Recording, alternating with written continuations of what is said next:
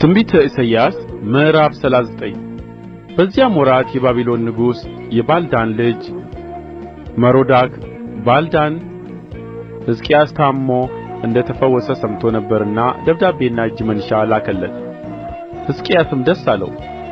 ግምጃ ቤቱንም ብሩንና ወርቁንም ቅመሙንና የከበረውንም ዘይት መሣሪያም ያለበትን ቤት ሁሉ በቤተ መዛግብቱም የተገኘውን ሁሉ አሳያቸው። በቤቱና በግዛቱ ሁሉ ካለው ሕዝቅያስ ያላሳያቸው የለም። ነቢዩም ኢሳይያስ ወደ ንጉሡ ወደ ሕዝቅያስ መጥቶ እነዚህ ሰዎች ምን አሉ? ከወዴትስ መጡልህ? አለው። ሕዝቅያስም ከሩቅ አገር ከባቢሎን መጡልኝ አለው። እርሱም በቤትህ ያዩት ምንድር ነው? አለው። ሕዝቅያስም በቤቴ ያለውን ሁሉ አይተዋል። በቤቴ መዛግብቴ ካለው ያላሳየኋቸው የለም አለው። ኢሳይያስም ሕዝቅያስን የሠራዊትን ጌታ የእግዚአብሔርን ቃል ስማ።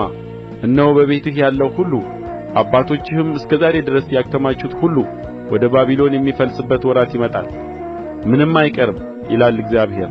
ከአንተም ከሚወጡት ከምትወልዳቸው ልጆችህ ማርከው ይወስዳሉ፣ በባቢሎንም ንጉሥ ቤት ውስጥ ጃንደረቦች ይሆናሉ አለው። ሕዝቅያስም ኢሳይያስን የተናገርኸው የእግዚአብሔር ቃል መልካም ነው አለው። ደግሞም በዘመኔ ሰላምና እውነት ይሁን አለ።